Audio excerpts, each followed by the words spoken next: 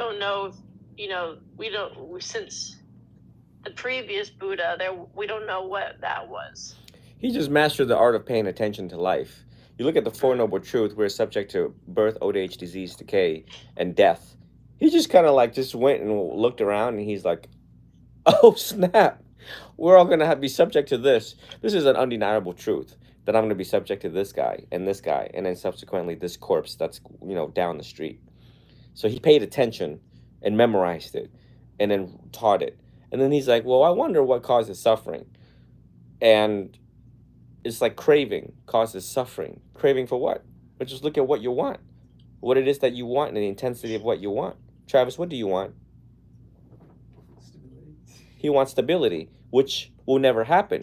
I got a student in California that called me and says, I looked into your eyes and I saw stability and security. And I was like, oh, Jesus, here we go. It's like, oh, stability. You know what I mean? Look at our economy and how many PhDs we have in economics, and we still not stable. Still can't figure it out. That's true. Yeah. So craving. Look at craving. Look at desire, excessive desire. Right? Okay. So very simple. And then the Buddha was like, well, hold on, let me tie some teachings together. When we think who we are or what we are already causing suffering. Yeah. I am a woman. Suffering already. Identification. Yeah, This is I agree. This is on the one. Oh. That's why I don't like labels. Aha. So, I am a cardinal. I am a bishop. I'm the pope. Already suffering. I am, so Buddhism is like the five aggregates, the flow, the ever-changing flux of flow of human experience, the aggregates. Form, feeling, perception, formation, right, labeling. Okay, that's what makes up what's going on right now. So basically, when you look at his teaching, it gives you insight into his mind, his memory, and the ability to pay attention to what's happening in the present moment. You know what I mean? And then he's just like, all right, I figured this out. Come on, let me tell you all about it. And thus Buddhism was born. So again, everything that the Buddha taught, I want you to look at life, everyday life. Look at the suffering. Look at the desire, the craving. Look at your observation. Look at your senses as soon as you wake up. And eyes, ears, nose, start tasting. You know what I mean? And like that. And if you have a partner and you start touching, look at it. Just start the whole shebang, the links of dependent origination, the links of influence, and realize that, look at the food alone. Our job in this lifetime, well, it's not our job, but just look at the slavery to one's body. Yeah. Our religious practice is mind and body. Look at the slavery within our body, which is we wake up and we have needs. We wake up and we have wants according to the body. What the body wants. The body wants chocolate. You go to the fridge. The body wants this. The body wants sex. The body wants someone to hug us. The body wants this. The body wants that. Look at the suffering within the body, what the body wants. So when your senses are open, it just takes all of this in sensory, and it's just like now you're like enslaved to the senses. Yeah. Alone. Not withstanding anything else. You see that? So that's what he did. He started paying attention to his mind and body, and he's like, oh, this is rough. So I need to come up with a way where people don't suffer and meditate and analyze. So we analyze. Meditation is analyzing. I think that's what I loved so much about his teachings and reading about him, because I think that's where all my arguments with my parents came from, is my parents were so focused on the afterlife and, where they were going to go when they died, but they couldn't see that they were constantly suffering and they were doing nothing to change it.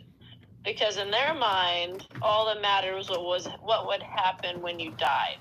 And I could never understand that because they were miserable people.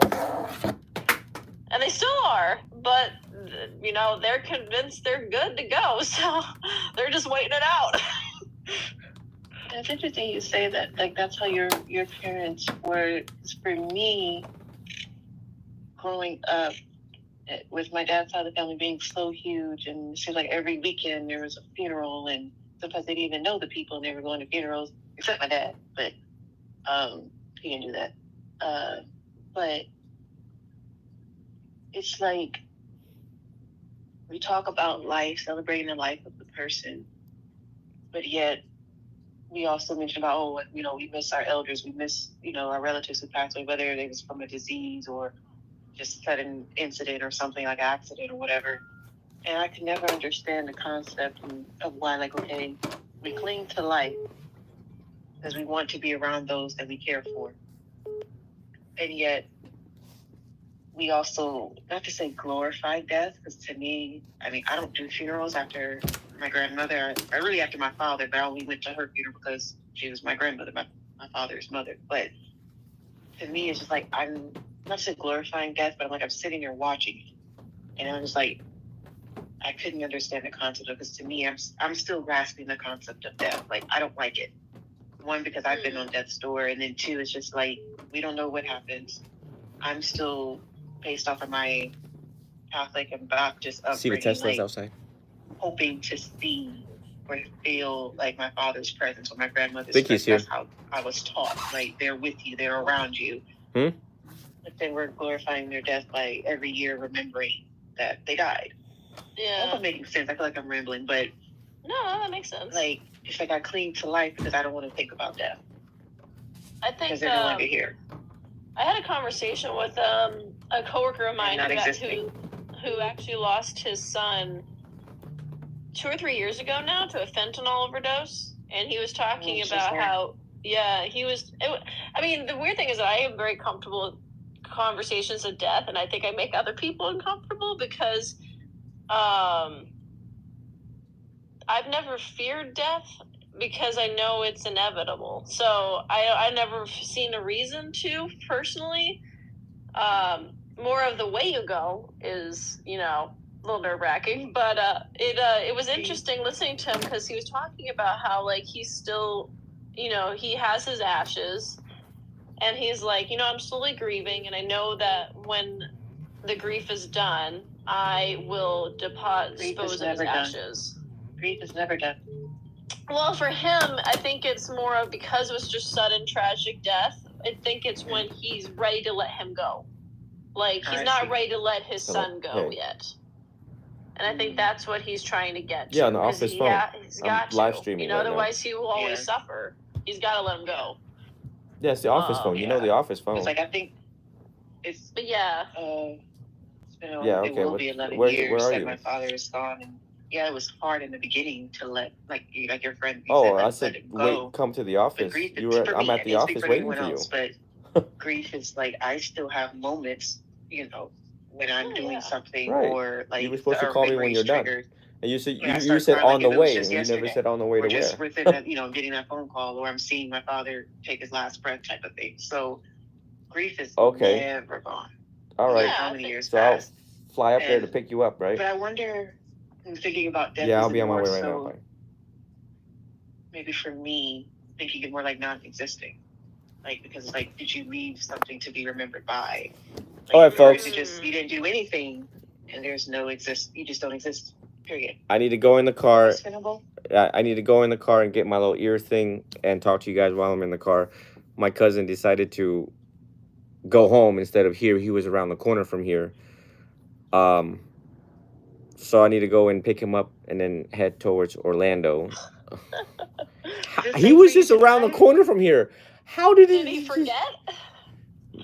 This is the cost of being a professor.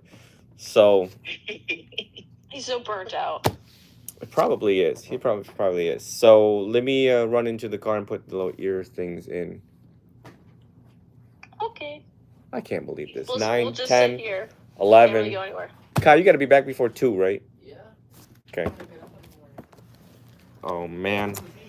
Well, at least you guys. 2 a.m. Thank you all for listening. At least you guys got a glimpse of our conversation before I was interrupted.